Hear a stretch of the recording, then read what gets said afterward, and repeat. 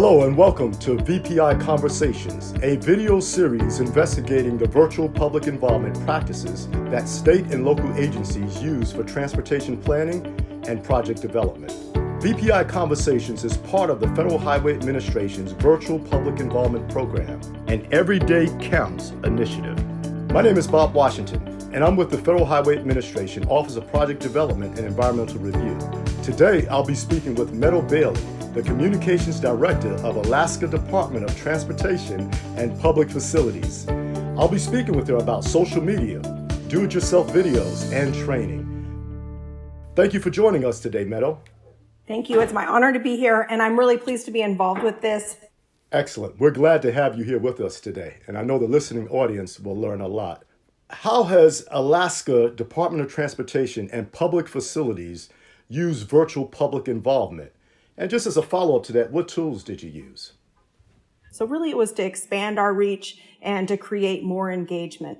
And we have done live, virtual meetings, so where we're trying to reach out to people in real time or with some recordings. We've also done some sessions with using social media. Social media is really a big tool for us. And then we've had a lot of success, and it was kind of one of those, you try different methods, but video has been really important for us. Now, Alaska is a very rural state with a lot of remote communities. Describe for the listening audience how you have used social media, videos, or any other VPI tools to reach rural communities. First, I want to comment on your fact that Alaska is a rural state. We often will share the stat that about 83% of our communities are off of the road system. So that means you're relying on air or in some instances a ferry to reach those communities. So you're right. A lot of communities that are off the road system, that it is a rural state. And so we have been able to use social media platforms, and we're primarily on Facebook. We use Twitter and Instagram as well, but we will continuously look at engagement. We'll do posts across those platforms. We have some advertising that we do on Snapchat, but really we're looking at our audience and where we're going to reach the most people, and that has been Facebook. We started incorporating video about 2 years ago. And that's because we would look at the posts and anything that had, everyone says, make sure you're using a graphic or a photo. And that was very true for us. But when we also included video in any context, so it didn't have to be just a live video, and it's not heavily edited. It's, it's very true to what we have going on and to the fact that we're doing a lot of things on a shoestring budget. The engagement that we got was 4 times as great when we incorporated video. So we started to use video more and more. And so when the Virtual Public Involvement Initiative came out and do-it-yourself videos was one of those focus, we really started to hone in on that because it was such a benefit to us. Have you had challenges using virtual public involvement in rural areas? And if so, how have you addressed them? We struggle with bandwidth often. And so because there are areas where they don't have great connectivity or there isn't great connectivity, there's usually something that will go wrong. So we really approach this with an attitude of, we're working to try to expand our audience. We're working to engage people. So we tend to adjust within the moment. We try to troubleshoot as much as we can. We look for workarounds. And if we can't solve the problem in that moment, then we'll work to find a different way to deliver that content. We work to be really transparent and honest about that we're continuously trying to, bring all of the content to as many people as we possibly can. Now, what about when there are emergencies? We advocated for our use of social media because we have a lot of emergencies in Alaska. And since we're such a large state, they'll be spread out all over the place, but there's landslides and flooding and avalanches, and we've had a dam-a-lanche and earthquakes. We were able to pilot something called local alerts, which is a Facebook alert system. So it's a way you can make a post, and then if you mark that it's in a local alert, Facebook will take it in and will disseminate it to all the people in a geographic location. So if we've had an avalanche somewhere, we can target that community specifically. In 2018, we had a really large earthquake based right outside of Anchorage, which is where the majority of the population of Alaska lives.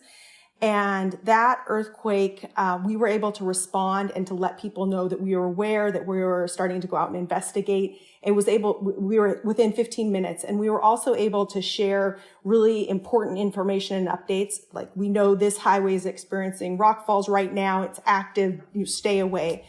How have you pulled this off with your budget?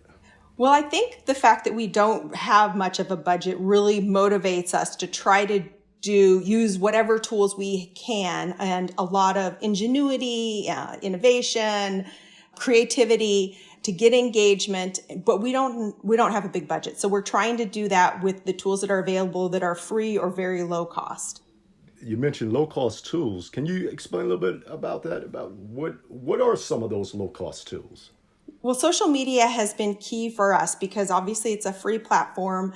And when it's not a free platform, like if we're doing a boosted post, the cost to do that to reach our targeted audiences is really minimal for the investment. And so what would you say is the perception from the public?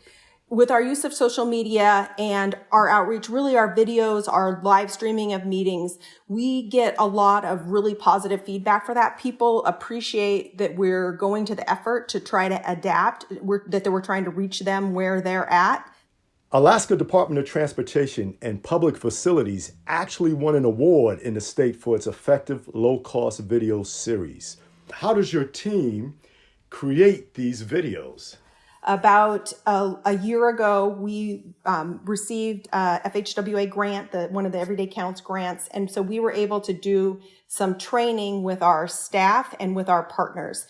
And they met with our staff for a day. And it wasn't just our communication staff. We had our M&O staff, we had pre-construction staff, construction staff, so that all of those people, when they're out in the field, they would feel more comfortable taking short snippets of video and sending it back to us. So then we can share that snippet as it is, or we can use it and pull it into the Animoto platform and turn it into a little bit longer video with a little bit more information if we want. But it gave us a lot of flexibility. And also having our partners involved made them more aware of the kinds of content that we're looking for. We then took that training and we put it on our website along with kind of a cheat sheet that made it easy for people to remember the steps to follow. Some suggestions for low-cost equipment to be able to do interviews or their own stand-ups even, and then to reminders about how to frame up a shot and how to produce good video just using your iPhones. How much did all of this cost? Well, we received a grant.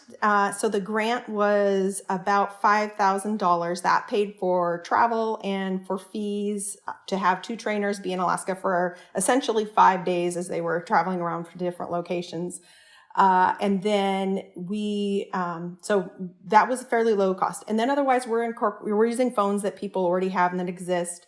They have the ability to purchase some additional equipment, if their section would like or is, wants to get additional things like external microphones. And most of those things were available for under $300.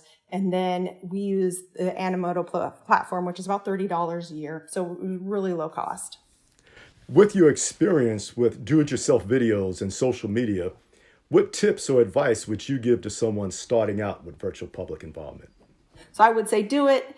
Experiment with it, continue to monitor it, look at what's working, and do more of that. Know that everything won't work, and that's absolutely fine. And know that some of the things that you love, some of that technology will, possibly go away too, because technology and all of these platforms seem to be changing quite frequently. Other states have sought your experience. Can you tell us a little bit about that and how you have sought to assist others?